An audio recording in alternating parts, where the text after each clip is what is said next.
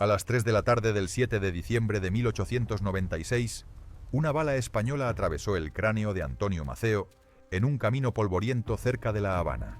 Fue la bala número 27 que impactó su cuerpo en 28 años de guerra. Las primeras 26 no lograron matarlo. Sables, metralla, proyectiles de cañón, balas de rifle español, todas habían intentado detener al hombre que los oficiales peninsulares llamaban el demonio mulato, y por cuya cabeza ofrecían 100.000 pesos oro. Ninguna lo había conseguido. La número 27 lo mató instantáneamente. Los cirujanos militares europeos del siglo XIX conocían las matemáticas de la supervivencia en combate. Una herida de bala, 50% de probabilidad de muerte. 2 heridas, 80%. 3 heridas graves, sentencia casi segura. Ningún general de las guerras napoleónicas, ningún oficial de la guerra de Crimea, ningún comandante de las campañas coloniales británicas sobrevivió jamás 26 heridas de combate documentadas. Durante casi 3 décadas, desde 1868 hasta 1896, su cuerpo acumuló cicatrices como medallas mientras derrotaba ejércitos españoles superiores en número, atravesaba la isla de Cuba entera bajo fuego enemigo constante y transformaba la guerra de guerrillas en ciencia exacta. Un soldado español capturado lo describió así: Maceo no era hombre, era huracán. 2 años después de su muerte, Cuba ganó su independencia de España. El titán de bronce nunca vio la Cuba libre por la que había sangrado desde los 23 años hasta los 51. José Martí lo llamó el León. España celebró su caída como la victoria máxima de la guerra. Cuba entró en luto nacional. Su legado se convertiría en símbolo político manipulado por todos los bandos, ícono de la valentía afrocubana y fantasma viviente en las calles de Miami, donde una avenida lleva su nombre. Esta es la historia del general que la muerte rechazó 26 veces antes de aceptarlo finalmente en una emboscada rodeada de controversia, traición y misterio. El 14 de junio de 1868, en las afueras de Majaguabo, provincia de Oriente, un joven mulato de 23 años llamado Antonio Maceo cayó de su caballo con una bala española alojada en su pecho. Los mambises que lo rodeaban vieron la sangre empapar su camisa blanca y asumieron lo inevitable. 2 compañeros lo arrastraron bajo el fuego enemigo hasta una improvisada estación médica montada en un bohío de guano. El cirujano de campaña, un médico criollo entrenado en Santiago que había atendido docenas de heridos esa mañana, examinó la herida y negó con la cabeza. La bala había penetrado demasiado profundo. Tenía tal vez 6 horas de vida, quizás menos si la hemorragia interna progresaba como indicaban los síntomas. Le administraron láudano para el dolor y lo dejaron en una estera de palma, esperando que muriera antes del amanecer. Antonio Maceo no murió esa noche, ni la siguiente. Al tercer día, con fiebre que alcanzaba 40 grados centígrados, todavía respiraba. Al quinto día pidió agua y reconoció a su hermano José. A las 2 semanas caminaba apoyado en un bastón improvisado. A los 30 días volvió a montar. Los mambises que habían presenciado su caída comenzaron a hablar en voz baja sobre el hombre al que las balas españolas no podían matar. No sabían que estaban presenciando el nacimiento de una leyenda que desafiaría las matemáticas de la supervivencia en combate durante las siguientes 3 décadas. Esa primera bala en Majaguabo fue solo el comienzo de una colección que eventualmente alcanzaría 26 heridas documentadas, un récord que ningún general del siglo XIX, ni europeo ni americano, jamás igualó. Para entender la magnitud estadística de lo que Antonio Maceo lograría en los siguientes 28 años, es necesario comprender las matemáticas brutales de la guerra del siglo XIX. Los registros médicos del ejército español en Cuba, meticulosamente documentados en los archivos militares de Sevilla, muestran que una herida de bala en combate tenía una tasa de mortalidad del 50%. Las infecciones, particularmente la gangrena y la septicemia, mataban al 60% de los heridos que sobrevivían el trauma inicial. Una segunda herida grave elevaba la probabilidad de muerte al 80%. 3 heridas en combate se consideraban sentencia de muerte casi garantizada. Los cirujanos militares europeos que habían servido en las guerras napoleónicas, en Crimea, en las campañas coloniales de África, conocían estas estadísticas de memoria. Ningún oficial profesional esperaba sobrevivir más de 2 heridas graves durante su carrera militar completa. Antonio de la Caridad Maceo Grajales nació el 14 de junio de 1845 en Santiago de Cuba, en una familia de origen mixto que la sociedad colonial española clasificaba despectivamente como parda libre. Su padre, Marcos Maceo, era venezolano de ascendencia española y africana. Su madre, Mariana Grajales, era dominicana de herencia afrocaribeña y se convertiría en figura legendaria por derecho propio, recordada en la historia cubana como la madre que entregó 9 hijos varones a la Guerra de Independencia. La familia Maceo cultivaba tabaco en una pequeña finca en las afueras de Santiago, una existencia modesta pero digna dentro de los estrechos márgenes que el sistema colonial español permitía a los libres de color. Antonio creció en un ambiente donde la discriminación racial era estructura cotidiana, donde las leyes españolas limitaban sistemáticamente las oportunidades de educación, empleo y ascenso social para cualquiera que llevara sangre africana. A los 20 años, Maceo trabajaba como arriero, transportando mercancías en mulas entre Santiago y las plantaciones del interior. El 10 de octubre de 1868, Carlos Manuel de Céspedes, un hacendado criollo de Bayamo, liberó a sus esclavos y declaró la independencia de Cuba de España en lo que la historia conocería como el Grito de Yara. La noticia se propagó por Oriente como fuego en caña seca. Antonio Maceo, junto con sus hermanos José, Justo, Tomás, Marcos y otros hermanos Maceo, se unieron inmediatamente a la insurrección. No llevaban uniformes, no tenían entrenamiento militar formal. Sus armas eran machetes de cortar caña, algunos rifles de caza antiguos y cuchillos largos forjados en herrerías locales. Mariana Grajales, su madre, los despidió con palabras que se convertirían en leyenda cubana. De rodillas, solo ante Dios, de pie ante los hombres.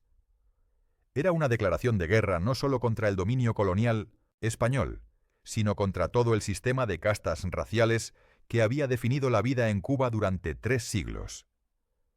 Para Antonio Maceo, la Guerra de Independencia era simultáneamente lucha nacional y revolución racial. Las primeras semanas de la Guerra de los 10 años revelaron rápidamente que los insurrectos cubanos enfrentaban un enemigo formidablemente profesional. El ejército español en Cuba contaba con más de 30.000 soldados regulares, veteranos de campañas en Marruecos y las Filipinas, equipados con rifles Remington de retrocarga, artillería de campaña Krupp y respaldados por la marina más poderosa del Mediterráneo. Los mambises, como los españoles despectivamente llamaban a los guerrilleros cubanos, sumaban tal vez 6.000 combatientes irregulares al inicio de la guerra, la mayoría sin armas de fuego. La doctrina militar española era clara: aplastar la rebelión mediante superioridad de fuego, tácticas convencionales de infantería europea y represión brutal de la población civil que apoyaba a los insurrectos. Los generales peninsulares asumían que la guerra terminaría en meses. No comprendían que estaban enfrentando un tipo diferente de conflicto, una guerra de guerrillas en terreno montañoso tropical donde las reglas europeas no aplicaban. Antonio Maceo recibió su segunda herida apenas 3 meses después de la primera, en septiembre de 1868, durante una emboscada española en las montañas cerca de El Cobre. Un fragmento de metralla de cañón le atravesó el muslo izquierdo, destrozando músculo y astillando el fémur. Los cirujanos de campaña mambises, trabajando con instrumentos primitivos bajo lámparas de aceite de palma, extrajeron 7 fragmentos metálicos de la herida. Nuevamente le dieron pocas horas de vida. Nuevamente sobrevivió. La tercera herida llegó en enero de 1869. Un sable español le abrió un tajo profundo, desde el hombro derecho hasta el codo, seccionando tendones y dejando el brazo temporalmente paralizado. Un capitán del ejército español que participó en ese combate escribió en su diario, más tarde capturado por fuerzas mambises: «El mulato Maceo pelea como poseído. Lo herí personalmente con mi sable de caballería, un golpe que habría dejado fuera de combate a cualquier hombre. Siguió luchando con el brazo colgando, usando el machete con la mano izquierda. Tuvimos que retirarnos. En 1870, después de 2 años de guerra, Antonio Maceo había acumulado 7 heridas documentadas y había ascendido de soldado raso a comandante de escuadrón. Su reputación entre los mambises había crecido exponencialmente. Los combatientes hablaban del mulato que no podía morir, del hombre al que las balas esquivaban o atravesaban sin matarlo. Los soldados españoles comenzaron a temer su nombre. Los oficiales peninsulares, entrenados en academias militares europeas que enfatizaban el honor, el rango heredado y la superioridad racial, no podían comprender cómo un antiguo arriero mulato, sin educación militar formal, estaba derrotando consistentemente a unidades españolas profesionales en combate tras combate. La explicación convencional era que Maceo luchaba sin honor, usando tácticas salvajes, de emboscada y retirada que violaban las normas civilizadas de la guerra europea. La explicación real era que Maceo había desarrollado instintivamente los principios de la guerra de guerrillas moderna: movilidad extrema, conocimiento del terreno, apoyo de la población local y la capacidad de desaparecer en las montañas después de cada ataque. En 1871, Maceo recibió heridas número 8 y 9 en el mismo mes. En 1872, las heridas 10 y 11. Los cirujanos mambises, trabajando en condiciones imposibles en hospitales de campaña improvisados en cuevas y bohíos ocultos en la selva, desarrollaron un protocolo específico para tratar las heridas de Maceo. Su cuerpo había demostrado una capacidad extraordinaria de recuperación, pero cada nueva herida dejaba cicatrices sobre cicatrices, tejido dañado que nunca sanaría completamente. Para 1875, el torso de Maceo era mapa de batalla viviente. Marcas de minotostin, bala en pecho, espalda, brazos y piernas, cicatrices de sable que cruzaban sus hombros, fragmentos de metralla que los cirujanos nunca pudieron extraer completamente y que permanecerían alojados en sus músculos hasta su muerte. La Guerra de los 10 años terminó en 1878 con el Pacto de Zanjón, un acuerdo de paz que España ofreció y que la mayoría de los líderes mambises, exhaustos y sin recursos, aceptaron.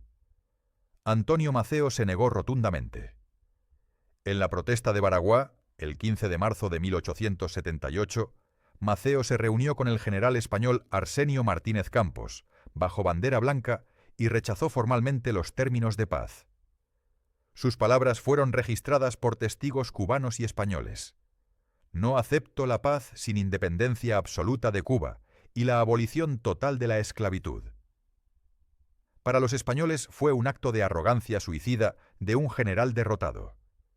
Para los cubanos que seguirían luchando, fue el momento definitorio que estableció a Maceo como símbolo de resistencia inquebrantable. Un coronel español presente en Baraguá escribió en su informe oficial: Maceo ha sido herido más veces que cualquier oficial que yo haya conocido en 1930, 30 años de servicio militar. Debería estar muerto 10 veces. En su lugar, se para frente a nosotros y rechaza la paz. No comprendo cómo sigue vivo. Tampoco lo comprendían los médicos. En 1878, Antonio Maceo tenía 33 años y había sobrevivido 18 heridas de combate documentadas.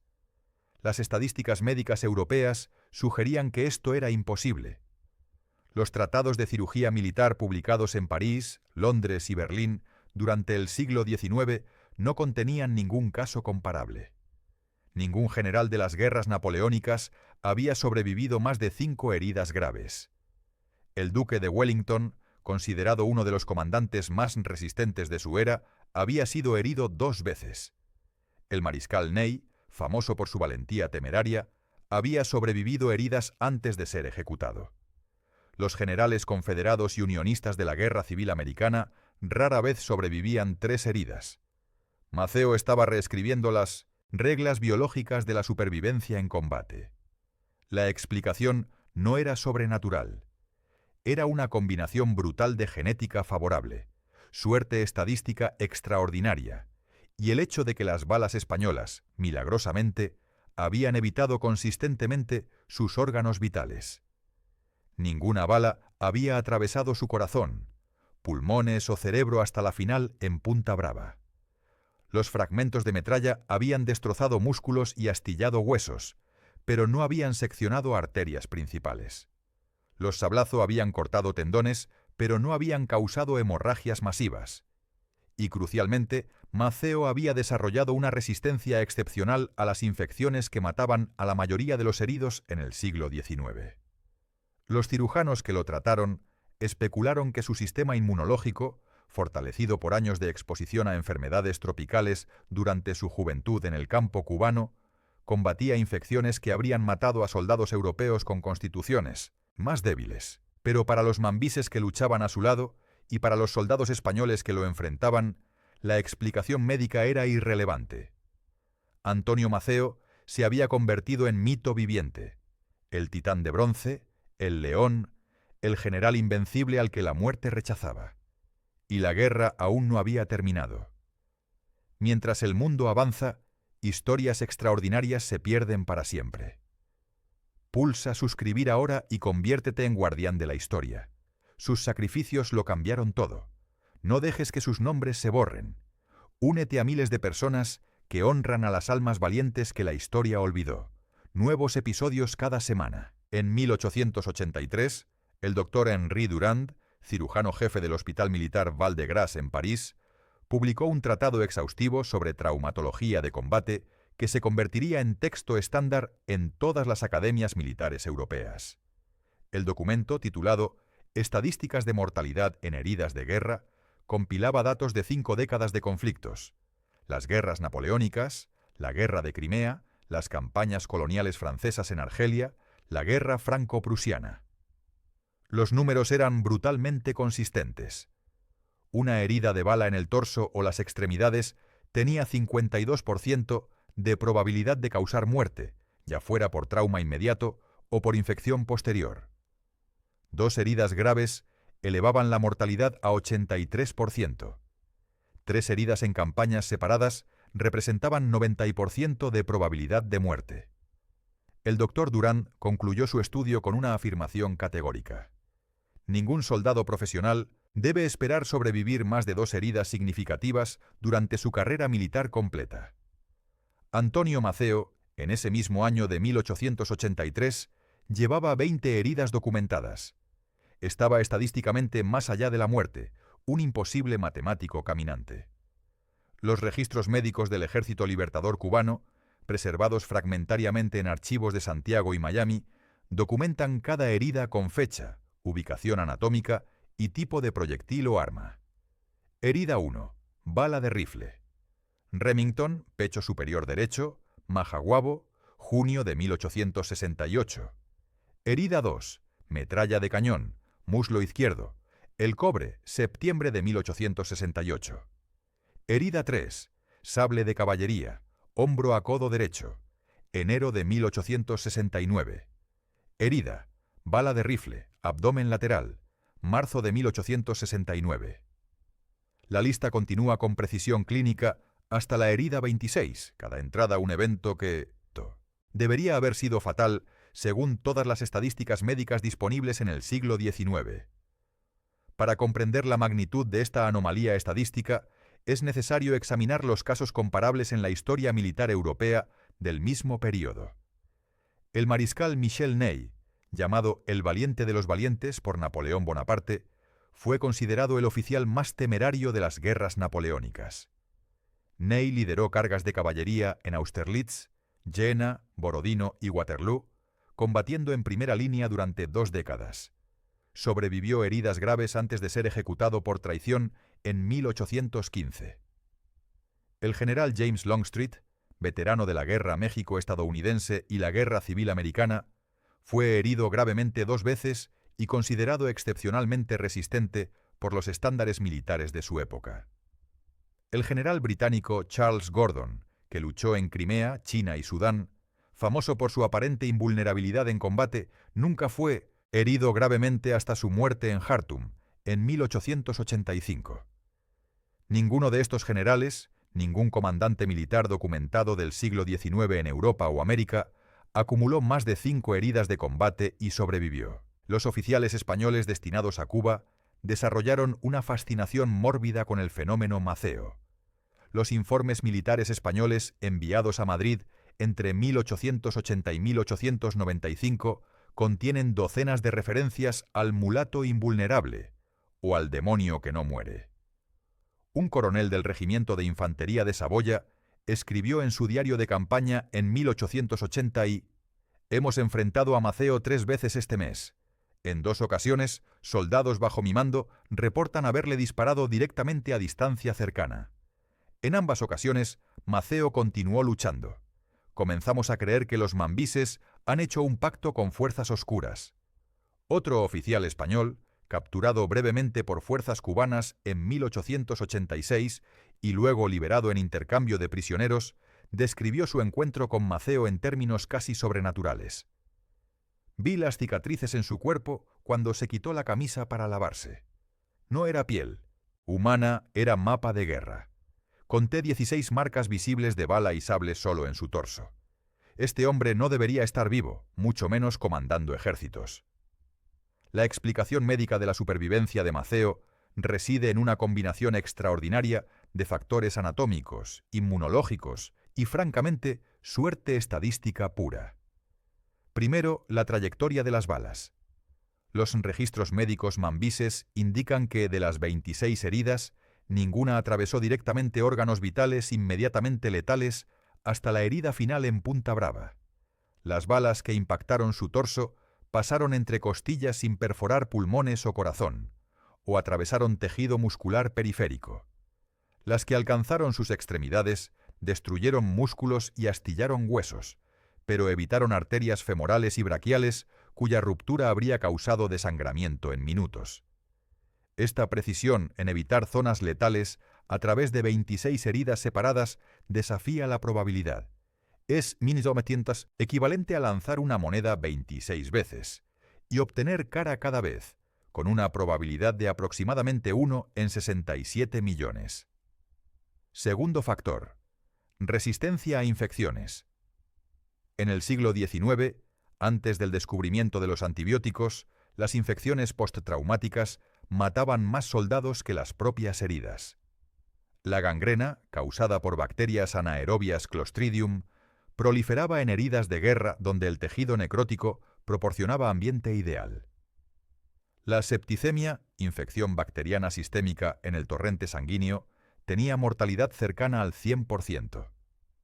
Los cirujanos mambises que trataron repetidamente a Maceo notaron que sus heridas sanaban con velocidad inusual y rara vez desarrollaban las infecciones purulentas que mataban rutinariamente a otros combatientes. Un cirujano cubano de origen francés, entrenado en la Universidad de París antes de emigrar a Cuba, escribió en sus memorias: «El general Maceo poseía constitución excepcional. He tratado cientos de heridos en esta guerra. La mayoría sucumbe a infecciones días después del trauma inicial. Las heridas de Maceo cerraban limpias en semanas. Su sistema inmunológico funcionaba con eficiencia que solo he observado en 1 de cada 1000 pacientes». Tercer factor: la naturaleza misma de la guerra de guerrillas. A diferencia de los generales europeos que dirigían batallas desde posiciones relativamente seguras en la retaguardia, Maceo luchaba en primera línea, pero lo hacía en el contexto de combates de guerrilla caracterizados por emboscadas rápidas y retiradas inmediatas. Cuando era herido, sus fuerzas se retiraban inmediatamente a la seguridad de las montañas, donde cirujanos de campaña podían tratarlo lejos del fuego enemigo continuo. Los generales europeos heridos en batallas convencionales frecuentemente permanecían en el campo de batalla durante horas, expuestos a más disparos y sin atención médica inmediata. Maceo, paradójicamente, estaba más expuesto al fuego inicial, pero mejor protegido durante la recuperación crítica posterior. Los españoles, frustrados por su incapacidad de matar o capturar a Maceo mediante métodos convencionales, recurrieron a soluciones económicas. En 1886, el capitán general Emilio Calleja estableció una recompensa oficial de 50.000 pesos oro por la captura o muerte de Antonio Maceo. En 1890, después de que Maceo retornara del exilio y reanudara operaciones militares, el gobierno colonial español elevó la recompensa a 100.000 pesos oro, equivalente a aproximadamente 2 millones de dólares actuales. Era la suma más alta jamás ofrecida por un individuo en la historia colonial española en América. Para contexto, un soldado español regular ganaba 30 pesos mensuales. Un capitán ganaba 100 pesos mensuales. La recompensa por Maceo representaba 83 años de salario de capitán. Los carteles de recompensa, impresos en La Habana y distribuidos por toda Cuba, describían a Maceo con precisión antropométrica.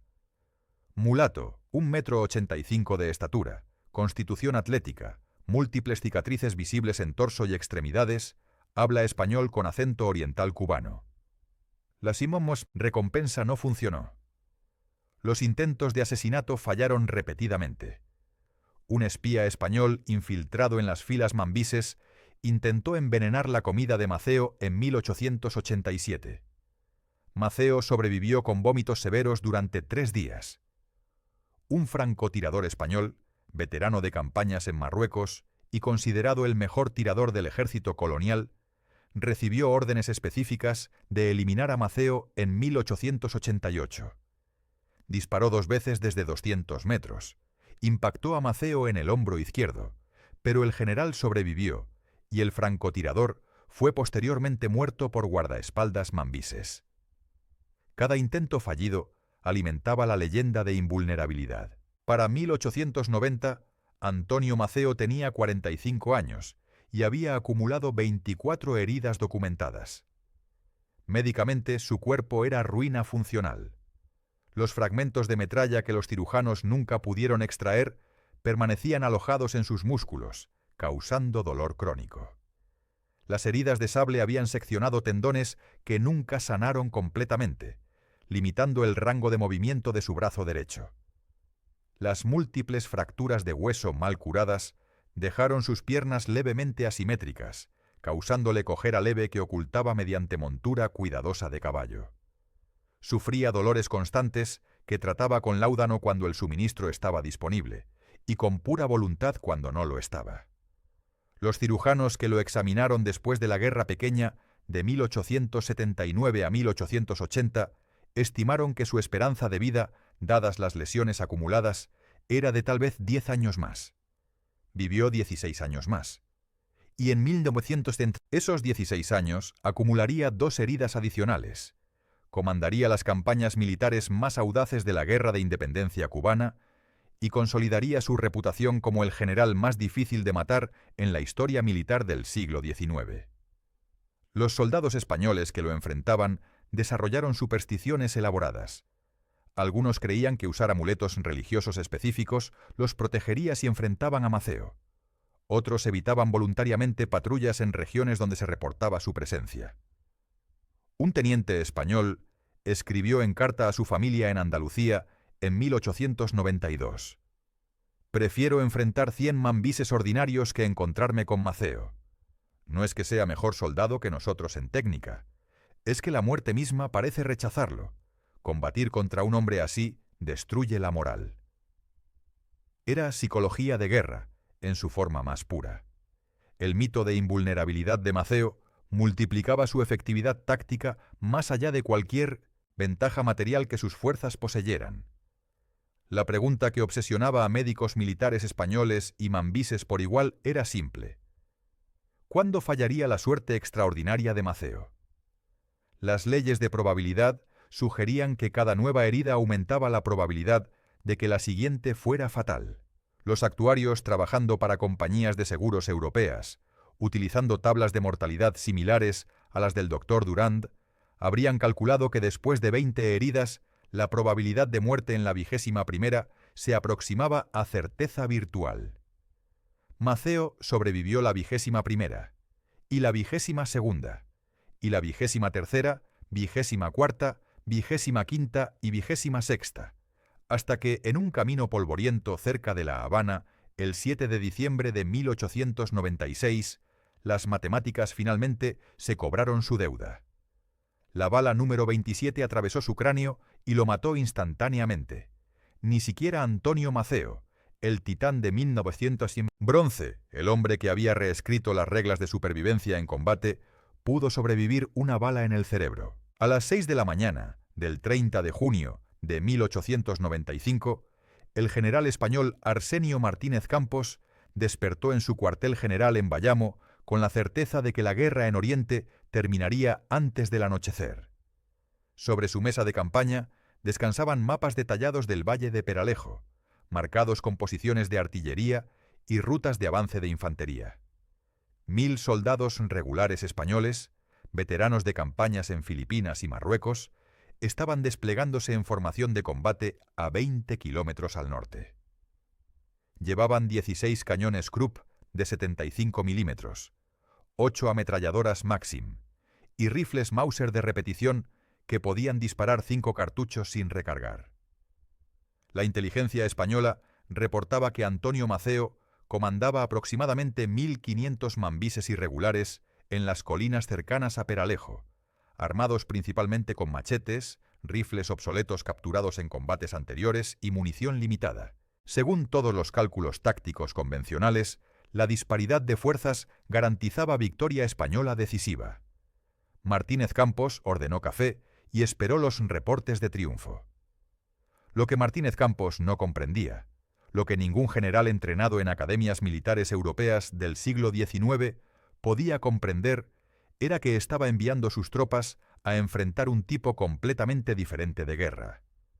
Las doctrinas militares españolas, heredadas de las campañas napoleónicas y perfeccionadas en conflictos coloniales africanos, dependían de principios fundamentales: superioridad de fuego mediante artillería y armas automáticas, formaciones de infantería disciplinadas que mantenían líneas bajo fuego enemigo, y el uso de terreno abierto donde la movilidad de tropas regulares prevalecía sobre guerrillas dispersas. Estos principios habían funcionado en las llanuras de Europa, en los desiertos del norte de África, en las montañas de Marruecos. Funcionarían, asumía Martínez Campos, en las colinas de Oriente cubano. Era un error de cálculo que costaría la vida a más de 600 soldados españoles en las siguientes 6 horas. Antonio Maceo había elegido el campo de batalla de Peralejo con precisión quirúrgica 3 semanas antes del combate. El valle era estrecho, flanqueado por colinas densamente boscosas que proporcionaban cobertura perfecta para fuerzas ligeras. Un solo camino atravesaba el valle, forzando a cualquier ejército convencional a avanzar en columna vulnerable en lugar de línea de batalla amplia. Las pendientes de las colinas eran demasiado empinadas para artillería pesada, pero ideales para tiradores emboscados. Crucialmente, Maceo había pasado 18 días fortificando posiciones ocultas en las alturas, excavando trincheras camufladas con vegetación tropical y estableciendo rutas de retirada múltiples que permitirían a sus fuerzas desaparecer en la selva si la batalla se volvía insostenible. Había estudiado los patrones tácticos españoles durante 27 años de guerra. Conocía exactamente cómo responderían los comandantes peninsulares a contacto enemigo. Desplegarían artillería, bombardearían posiciones visibles y enviarían infantería en asalto frontal confiando en superioridad numérica. Todo lo que Maceo necesitaba hacer era no estar donde los españoles esperaban, y estar donde los españoles no podían defenderse. La columna española entró al Valle de Peralejo a las 9:30 de la mañana. 1000 hombres en formación de marcha, con exploradores adelantados, artillería en el centro protegida por batallones de infantería y retaguardia asegurada por caballería ligera. El comandante de la columna, coronel Santocildes, del Regimiento de Infantería Simancas, había recibido órdenes directas de Martínez Campos: localizar fuerzas de Maceo, fijar su posición mediante fuego de artillería y destruirlas con asalto de infantería coordinado. Santocildes, veterano de 19 años de servicio militar, había ejecutado esta maniobra docenas de veces en Marruecos contra guerrillas rifeñas. No anticipaba dificultades significativas contra mambises cubanos, que según todos los informes de inteligencia española, carecían de entrenamiento militar formal y disciplina de combate. Los primeros disparos llegaron a las 10:15 de la mañana, no del frente como esperaba Santocildes, sino desde las alturas a ambos lados del valle. Los tiradores mambises, posicionados en trincheras ocultas 300 metros arriba de las pendientes, abrieron fuego selectivo contra oficiales españoles identificables por sus uniformes distintivos y posiciones en la columna. Un capitán español cayó muerto instantáneamente con bala en la cabeza. 2 tenientes fueron heridos en los primeros 30 segundos. El fuego no era el volumen masivo de batalla convencional, sino precisión quirúrgica, diseñada para decapitar el comando y control español. Santocildes ordenó inmediatamente desplegar artillería y bombardear las posiciones en las colinas. Los cañones Krupp rugieron, lanzando proyectiles explosivos contra las pendientes donde se habían originado los disparos. Los proyectiles impactaron vegetación densa y tierra, creando explosiones espectaculares pero inefectivas. Las trincheras mambises, excavadas debajo del nivel del suelo y reforzadas con troncos, absorbieron el bombardeo sin bajas significativas.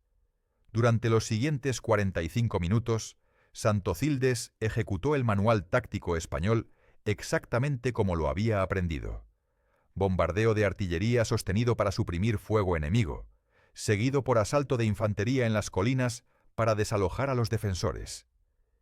500 soldados españoles comenzaron el ascenso de las pendientes bajo cobertura de artillería. Era exactamente lo que Maceo había anticipado.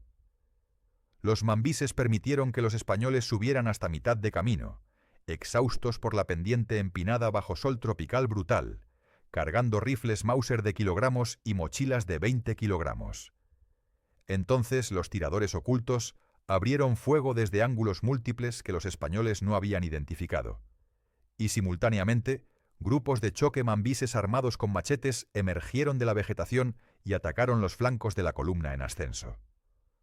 Los soldados españoles, entrenados para combate en línea abierta, se encontraron luchando en combate cuerpo a cuerpo en pendientes empinadas contra enemigos que aparecían desde la selva, atacaban con violencia extrema y desaparecían antes de que pudiera organizarse respuesta coherente. A las 11:30, la primera ola de asalto español se desintegró. Los sobrevivientes retrocedieron al valle en desorden, dejando 143 cuerpos en las pendientes. Santocildes, enfrentando una situación que ningún manual táctico europeo contemplaba, cometió el error que Maceo había calculado que cometería. Ordenó segundo asalto con fuerzas mayores, 1.200 hombres esta vez, convencido de que superioridad numérica abrumadora forzaría ruptura. Los mambises repitieron la táctica exacta, permitieron ascenso parcial, abrieron fuego desde posiciones ocultas múltiples y lanzaron ataques de machete contra flancos vulnerables. La segunda ola española colapsó con 300 bajas adicionales. Para mediodía, la columna española había perdido más de 450 hombres muertos o gravemente heridos, aproximadamente 11% de su fuerza total, sin haber capturado una sola posición mambí significativa. Fue en este momento, con la moral española fracturándose y oficiales subordinados argumentando por retirada inmediata, que Antonio Maceo personalmente lideró el contraataque decisivo.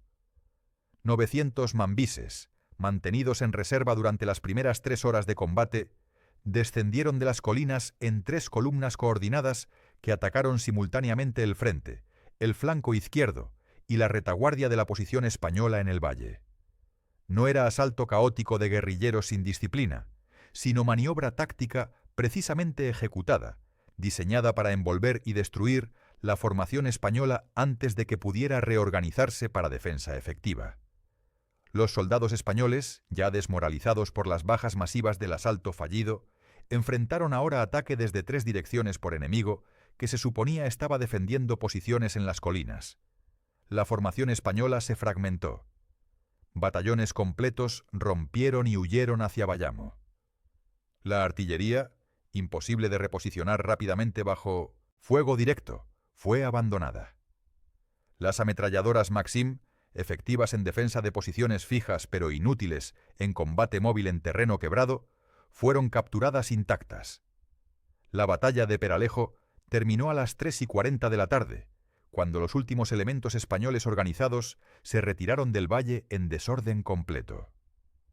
Los mambises, siguiendo órdenes estrictas de Maceo de no perseguir enemigo en retirada hacia posiciones fortificadas españolas, mantuvieron el campo de batalla y comenzaron a recoger armas capturadas.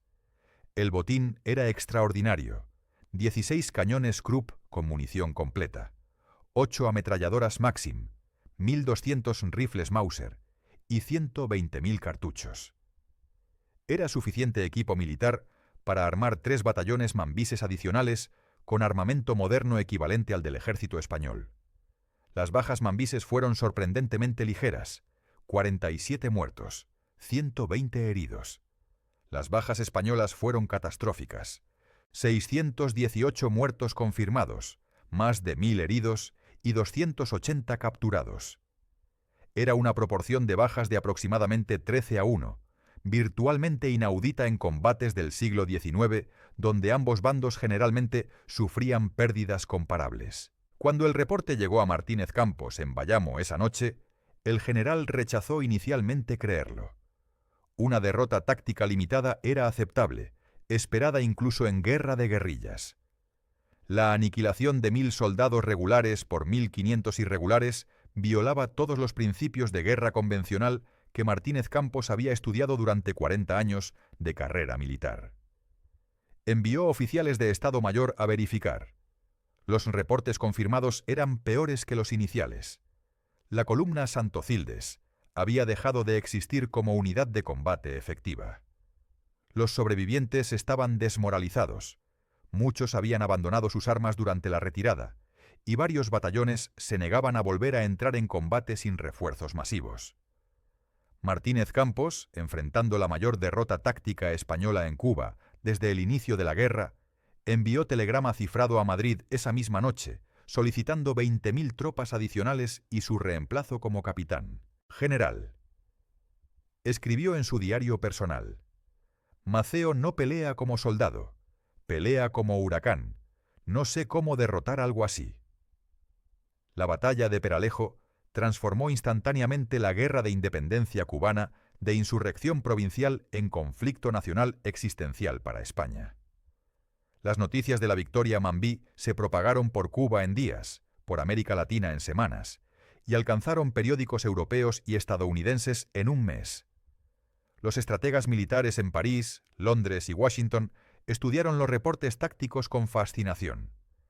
Un oficial del ejército británico escribió en la revista profesional Journal of the Royal United Services Institution: la victoria de Maceo en Peralejo demuestra que superioridad numérica y tecnológica no garantiza victoria cuando el defensor controla el terreno y comprende guerra irregular moderna.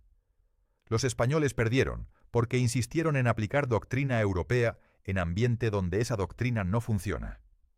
Para los mambises, Peralejo fue validación definitiva de que podían no solo sobrevivir contra el ejército español, sino derrotarlo decisivamente en batalla abierta.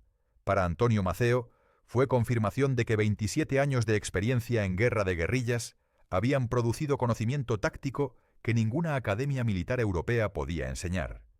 La guerra había cambiado, y los españoles todavía no lo comprendían. El 22 de octubre de 1895, Antonio Maceo reunió a sus comandantes en un campamento oculto en las montañas de Oriente y anunció un plan que todos los presentes consideraron inicialmente suicida. El ejército libertador invadiría Occidente, marchando desde Baracoa en el extremo oriental de Cuba hasta Pinar del Río en el extremo occidental, atravesando 1.500 kilómetros de territorio mayormente controlado por España. La columna invasora consistiría en aproximadamente 3.000 combatientes mambises, 1.500 caballos y suministros limitados que deberían ser reabastecidos mediante forrajeo y captura durante la marcha. Cruzarían provincias fortificadas, líneas defensivas españolas atrincheradas, llamadas trochas, que España había construido específicamente para prevenir este tipo de movimiento, y enfrentarían acoso constante de guarniciones españolas que superaban sus números por factores de 5-1. Los generales mambises presentes escucharon el plan en silencio. Uno finalmente preguntó cuánto tiempo estimaba Maceo que tomaría la invasión. Maceo respondió: 3 meses. Otro general preguntó cuántos hombres esperaba perder. Maceo respondió: los menos posibles, pero llegaremos a Pinar del Río aunque tenga que llegar solo. Para comprender la audacia extrema de lo que Maceo proponía, es necesario contextualizarlo dentro de la historia militar del siglo XIX. Las marchas estratégicas más famosas de la era napoleónica, consideradas prodigios de movilidad militar, palidecen en comparación. La marcha de Napoleón desde el Rin hasta Ulm, en 1805, cubrió aproximadamente 400 kilómetros en 6 semanas a través de territorio amigo o neutral, con líneas de suministro establecidas y sin oposición enemiga significativa durante la marcha misma. La marcha de Sherman al mar durante la Guerra Civil Americana atravesó 480 kilómetros en 5 semanas, pero Sherman comandaba 60.000 soldados con superioridad aérea local y enfrentaba oposición confederada fragmentada y desmoralizada. La retirada de los 10.000 de Jenofonte, frecuentemente citada como ejemplo supremo de marcha bajo presión, cubrió aproximadamente 2.000 kilómetros en 16 meses con ejército de 13.000 soldados profesionales griegos.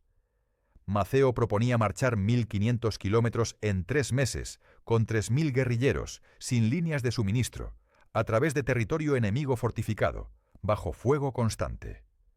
La invasión comenzó formalmente el 29 de octubre de 1895, cuando la columna de Maceo cruzó el río Cauto y entró en territorio de Camagüey. Los españoles habían anticipado este movimiento durante meses y habían preparado defensas elaboradas. La trocha de Júcaro a Morón, una línea fortificada que cortaba Cuba de norte a sur en su punto más estrecho, consistía en 40 kilómetros de 1.900 trincheras, fortines de madera y piedra espaciados cada 800 metros, alambradas de púas y guarniciones que totalizaban 12.000 soldados españoles. Los ingenieros militares españoles que diseñaron la trocha la consideraban impenetrable para fuerzas irregulares. Los reportes de inteligencia española estimaban que cualquier intento de cruzar la trocha con fuerza significativa resultaría en bajas del 50% o más, y que incluso si algunos mambises lograban penetrar, serían atrapados en zona de muerte entre fortines y aniquilados por fuego cruzado.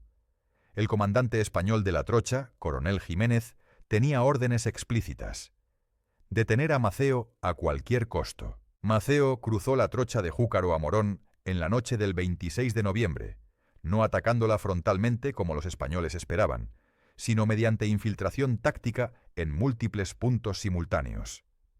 Equipos de reconocimiento mambises habían pasado 2 semanas estudiando los patrones de patrulla españoles, identificando secciones de la trocha con guarniciones más débiles o menos alertas. A las 2 de la madrugada, grupos de choque mambises atacaron 6 fortines separados simultáneamente, fijando las guarniciones españolas en combates localizados, mientras la columna principal de Maceo atravesaba zona intermedia bajo cobertura de oscuridad.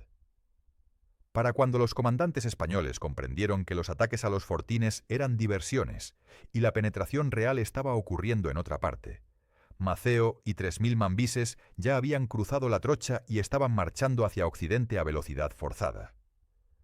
Las bajas mambises fueron 120 hombres, aproximadamente por ciento de la fuerza, una fracción de lo que los españoles habían anticipado.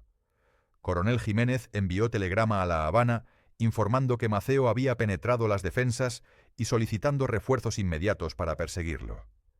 La respuesta desde La Habana fue orden de persecución máxima. Todas las guarniciones disponibles debían converger en la ruta probable de Maceo y destruir su columna antes de que alcanzara Occidente. Los siguientes 50 días fueron obra maestra de guerra móvil bajo presión constante. Maceo mantuvo velocidad promedio de 16 kilómetros diarios, extraordinaria para movimiento de formación militar del siglo XIX en terreno montañoso tropical. Las columnas españolas que lo perseguían, cargando equipo completo y moviéndose con trenes de suministro, promediaban 8 a 10 kilómetros diarios. Maceo explotaba esta disparidad de movilidad metódicamente. Marchaba durante la noche cuando el calor era tolerable y los movimientos difíciles de detectar, descansaba brevemente durante el día en posiciones ocultas, forrajeaba ganado y provisiones de plantaciones locales y evitaba combates prolongados que retrasarían la marcha. Cuando fuerzas españolas lograban interceptarlo, Maceo desplegaba retaguardia de 300 combatientes que fijaban a los españoles en combate defensivo mientras la columna principal continuaba avanzando. Las retaguardias luego se desenganchaban y alcanzaban la columna principal usando rutas paralelas. Era táctica de retardo clásica ejecutada con precisión, que generales europeos habrían admirado si no estuvieran en el lado receptor. El 30 de diciembre de 1895, 62 días después de iniciar la invasión, Maceo enfrentó el obstáculo más formidable, la trocha de Mariel a Mayana, la línea defensiva española más poderosa en Cuba. Esta trocha, ubicada en la provincia de Pinar del Río, era más corta que la de Júcaro a Morón, pero mucho más fuertemente defendida. 22 kilómetros de fortificaciones que incluían fortines de mampostería con artillería, proyectores eléctricos para iluminación nocturna, alimentados por generadores de vapor, y guarnición de 18.000 soldados españoles. El capitán general español Valeriano Weyler, recién llegado a Cuba con órdenes de aplastar la rebelión mediante cualquier medio necesario, había concentrado fuerzas masivas en esta trocha específicamente para detener a Maceo. Weyler había declarado públicamente que Maceo no cruzaría al occidente, que la trocha era muralla impenetrable y que apostaría su reputación militar en detener la invasión. Los periódicos españoles en Madrid publicaron mapas mostrando la trocha y artículos confiados, declarando que la aventura suicida de Maceo terminaría en Mariel. Maceo cruzó la trocha de Mariel a Majana el 22 de enero de 1896, utilizando la táctica más audaz de toda la campaña: ataque frontal en pleno día.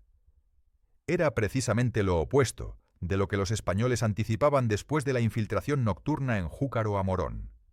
A las 10 de la mañana, 1.500 mambises atacaron un sector de 3 kilómetros de la trocha con fuego concentrado y asaltos de caballería repetidos que abrumaron las defensas españolas mediante violencia e intensidad puras. Maceo, personalmente, lideró la carga final que rompió la línea española, cabalgando a través de fuego de ametralladora y artillería, recibiendo su herida número 25, una bala en el muslo derecho que atravesó músculo sin tocar el hueso. No se detuvo. La columna mambí completa cruzó la brecha en 3 horas de combate continuo.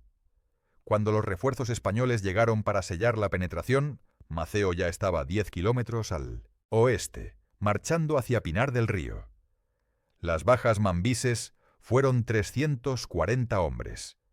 Las bajas españolas superaron 1.200, incluyendo el comandante de sector que fue muerto durante el asalto inicial. El 29 de enero de 1896, 92 días después de iniciar la invasión, Antonio Maceo y 2.600 mambises entraron en Mantua, municipio en el extremo occidental de Pinar del Río. Habían atravesado Cuba entera, 1.580 kilómetros según mediciones posteriores, cruzando 6 provincias y 2 trochas fortificadas, enfrentando más de 40 combates documentados y perdiendo aproximadamente 400 hombres, 13% de la fuerza inicial. Era hazaña logística y táctica sin paralelo en la historia militar latinoamericana del siglo XIX.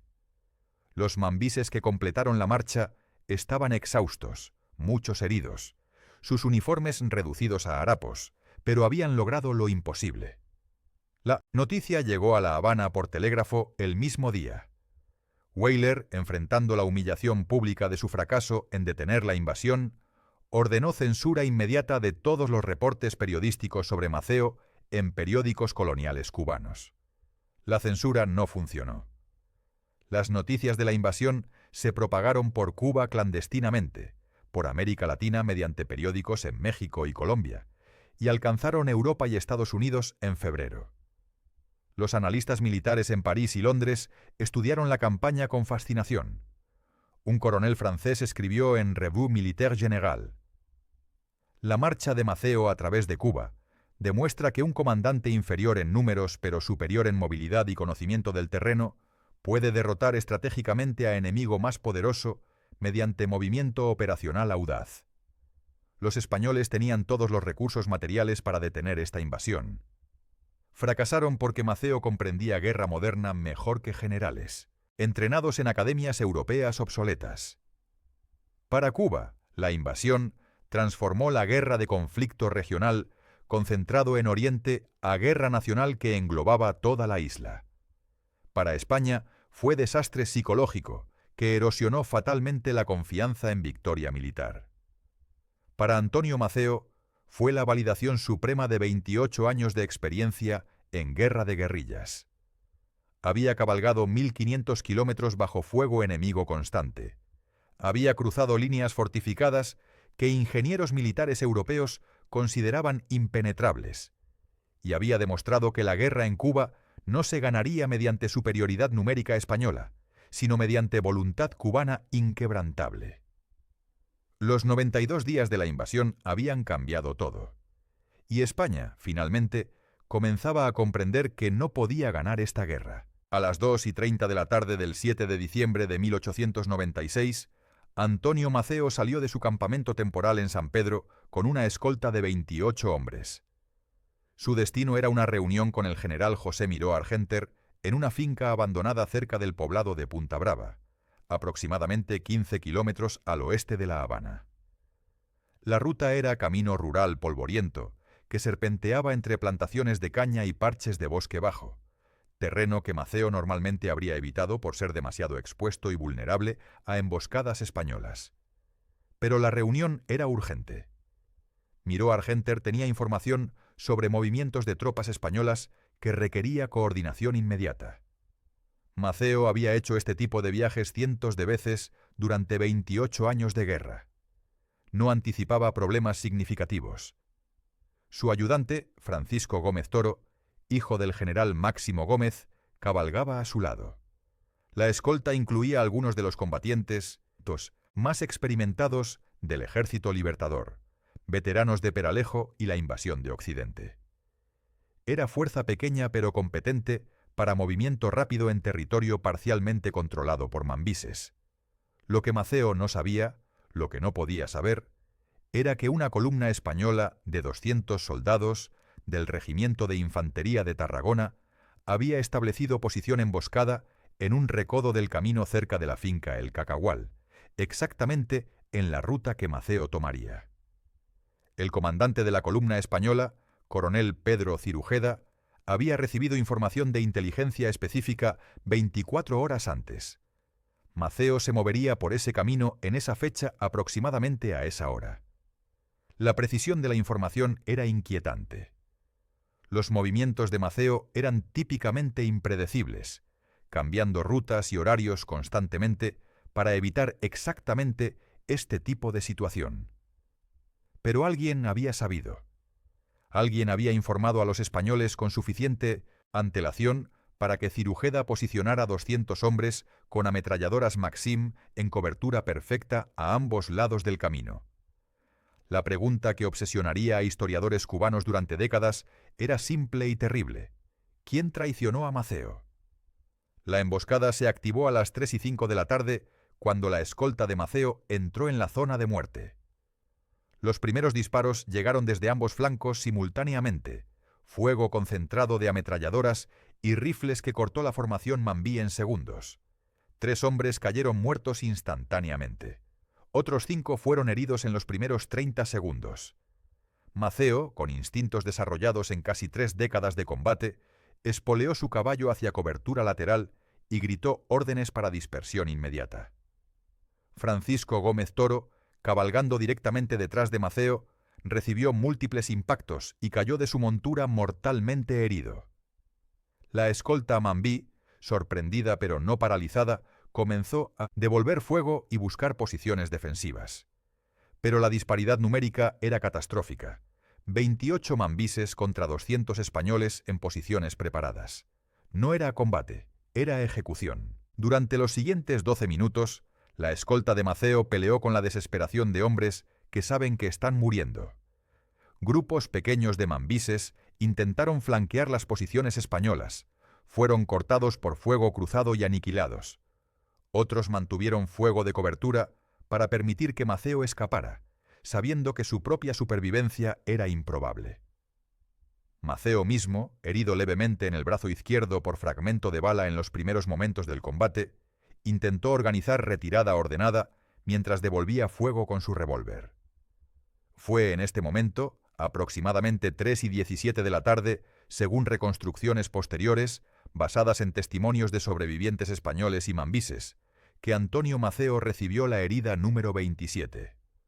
Una bala disparada desde posición española en elevación a aproximadamente 50 metros impactó su cráneo justo arriba de la sien derecha, penetró el hueso, atravesó el cerebro y salió por el lado opuesto. Maceo cayó de su caballo instantáneamente. No hubo agonía prolongada, no hubo últimas palabras, no hubo momento dramático de despedida. La muerte fue inmediata y absoluta. Los mambises sobrevivientes, viendo caer a Maceo, intentaron desesperadamente recuperar su cuerpo.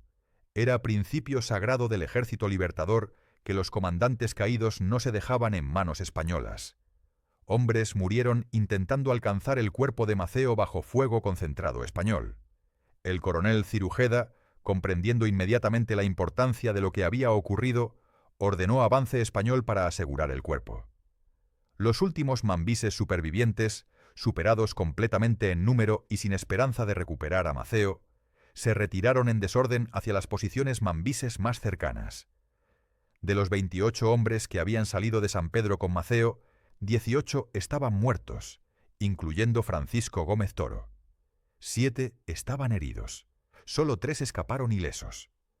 Las bajas españolas fueron mínimas. Muertos, 9 heridos. Fue victoria táctica española perfecta, el tipo de emboscada que instructores militares enseñarían en academias durante décadas posteriores, como ejemplo de superioridad de posición y preparación sobre valor individual. Cuando los soldados españoles alcanzaron el cuerpo de Maceo, el coronel Cirujeda verificó personalmente la identidad. Las cicatrices eran inconfundibles. El mapa de batalla que cubría el torso de Maceo. Las marcas de 26 heridas previas que ningún otro hombre en Cuba portaba. Cirujeda ordenó que el cuerpo fuera tratado con respeto militar, cubierto con manta y transportado inmediatamente a La Habana. Sabía que había matado al comandante militar más peligroso de la insurrección cubana, al hombre por cuya cabeza España había ofrecido 100.000 pesos oro, al general que había sobrevivido 28 años de guerra y 26 heridas previas. La noticia fue telegrafiada a Madrid en clave prioritaria esa misma noche. El mensaje decía simplemente: Maceo muerto en combate Punta Brava. Cuerpo confirmado. Victoria decisiva. En Madrid, el gobierno español ordenó celebraciones públicas.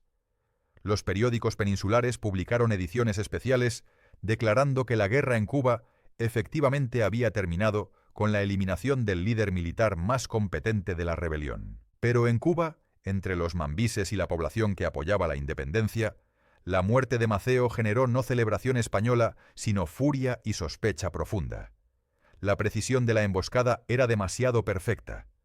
Los españoles habían estado en posición exacta, en momento exacto en ruta que Maceo raramente usaba. La reunión con Miró Argenter, que había motivado el viaje, resultó ser basada en información que Miró Argenter nunca había enviado, mensaje falsificado que solo habría sido efectivo si el falsificador conocía códigos de comunicación mambises internos.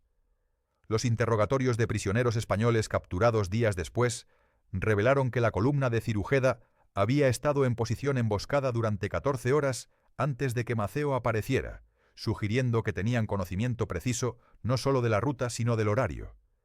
Todo apuntaba a traición interna, a alguien dentro de las filas mambises que había vendido información a España. Pero, ¿quién? Las investigaciones internas mambises nunca identificaron al traidor de manera concluyente. Las teorías alternativas argumentaban que no había habido traición, sino terrible convergencia de mala suerte táctica. Maceo había tomado ruta predecible cuando normalmente variaba caminos. La columna española había estado patrullando el área rutinariamente y simplemente había tenido suerte extraordinaria de estar en lugar correcto. El mensaje falsificado podría haber sido operación de inteligencia española basada en información fragmentaria en lugar de traición directa. Los defensores de esta interpretación señalaban que acusar traición sin evidencia definitiva envenenaba la confianza interna mambí y servía a intereses españoles tanto como la muerte de Maceo. Pero la mayoría de los veteranos mambises que sobrevivieron la guerra mantuvieron hasta sus muertes que Maceo había sido traicionado, que alguien dentro del movimiento independentista había cobrado los 100.000 pesos de 1900 recompensa española. La controversia nunca se resolvió.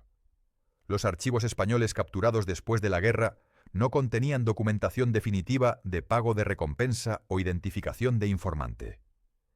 El cuerpo de Antonio Maceo fue exhibido públicamente en La Habana el 8 de diciembre bajo guardia militar española. Miles de cubanos, muchos llorando abiertamente, desfilaron ante el ataúd. Las autoridades españolas, esperando que la exhibición desmoralizara a los independentistas, descubrieron que había producido efecto opuesto. Maceo muerto se estaba convirtiendo en mártir más poderoso que Maceo vivo. El 9 de diciembre, las autoridades españolas ordenaron entierro rápido y discreto en el cementerio de La Habana. Pero la noticia de su muerte ya se había propagado por toda Cuba, por América Latina, y había alcanzado Estados Unidos y Europa. José Martí, quien había muerto 18 meses antes en combate, había llamado a Maceo el León. Ahora el León había caído.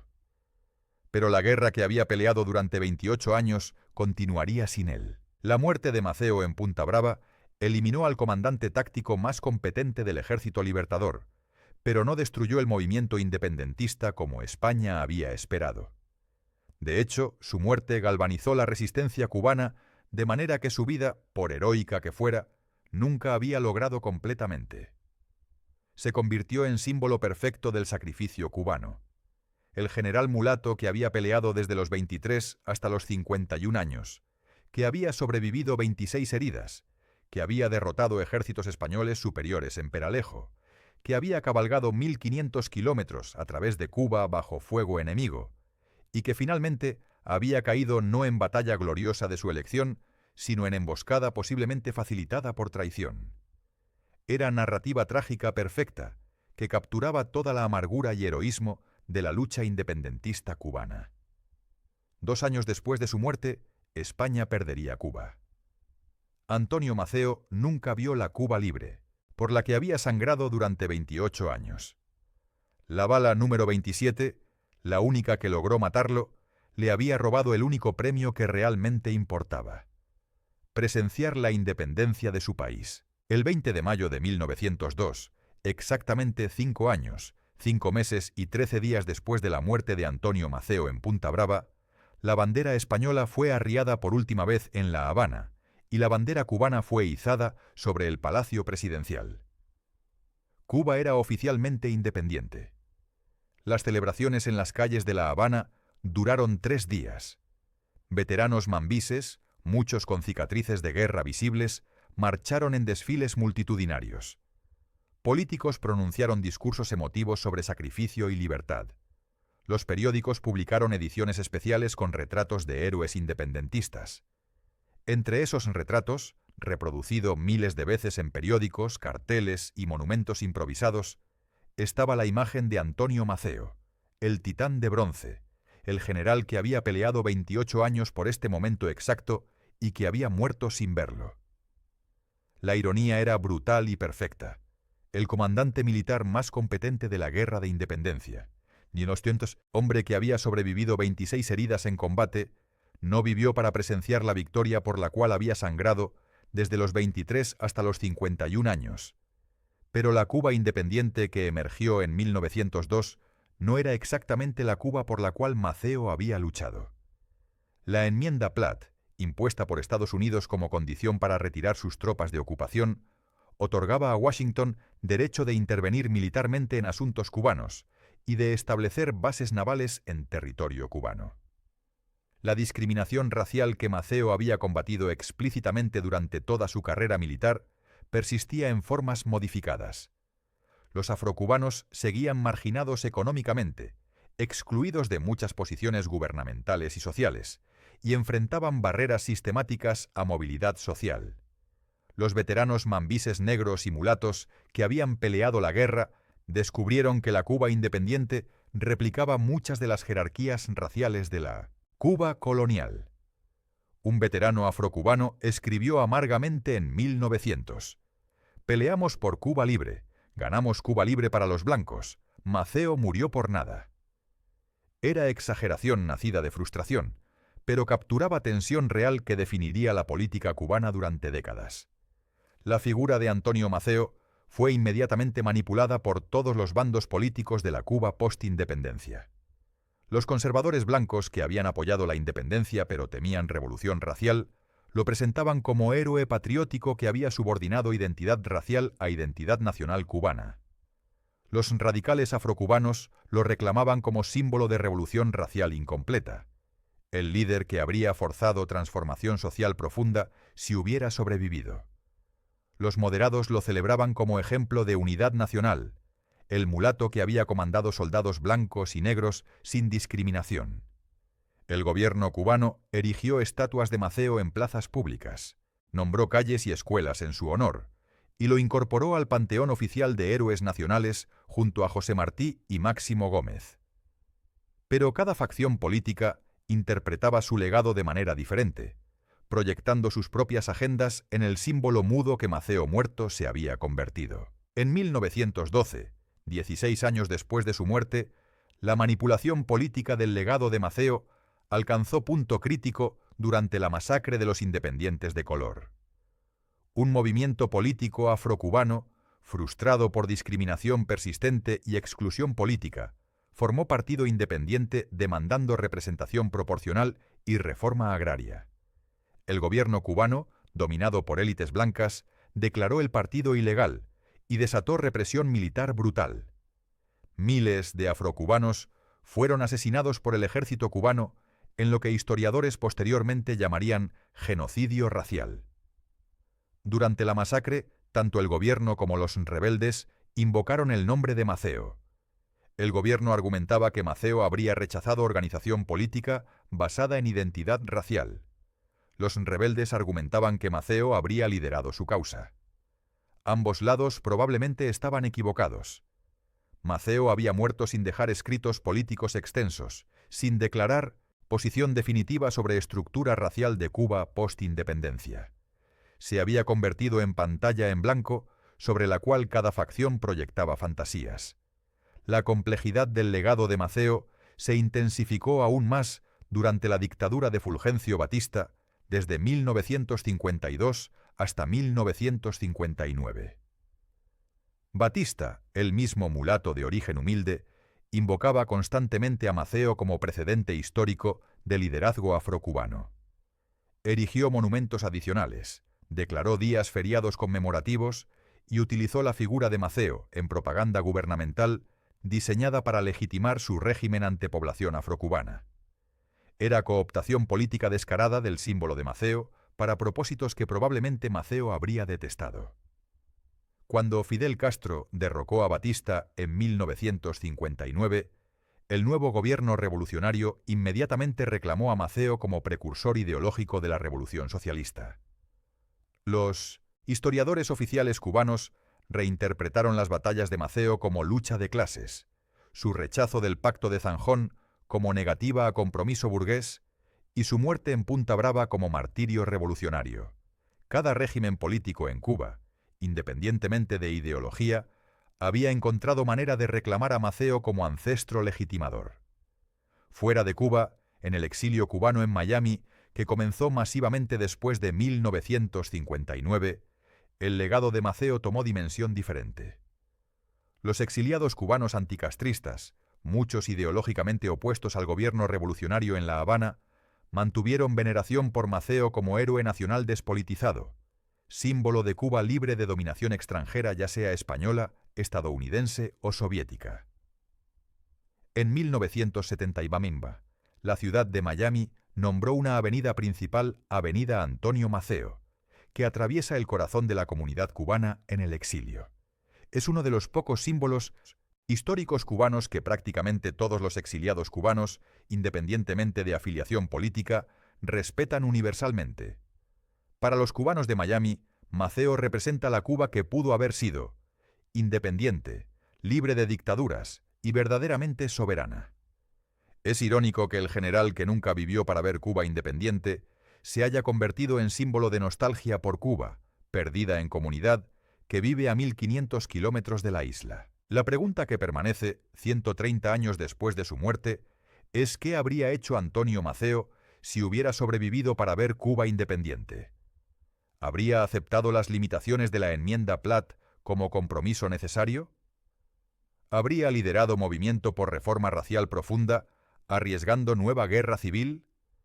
¿Se habría retirado de la vida política, satisfecho con victoria militar y dejando construcción política a otros? Los historiadores han especulado interminablemente sin evidencia definitiva. Lo que es indiscutible es que Maceo poseía habilidades militares excepcionales, pero experiencia política limitada. Era comandante de campo, no arquitecto constitucional. Su genio era táctico y operacional, no diplomático o legislativo. Es posible que una Cuba con Maceo vivo, después de 1898, habría enfrentado tensiones diferentes, pero no necesariamente mejores soluciones a problemas estructurales de construcción nacional. Postcolonial. Lo que sí es cierto, verificable mediante registros históricos y testimonios contemporáneos, es que Antonio Maceo fue comandante militar extraordinario por cualquier estándar del siglo XIX. Ningún general europeo de su era sobrevivió 26 heridas en combate. Ninguna campaña militar latinoamericana del siglo XIX igualó la invasión de Occidente en audacia y ejecución. La victoria en Peralejo demostró dominio de guerra de guerrillas que academias militares europeas no enseñaban y generales europeos no comprendían. Maceo desarrolló estos talentos sin educación militar formal, sin entrenamiento en academia, sin acceso a bibliotecas de estrategia militar o mentoría de comandantes experimentados.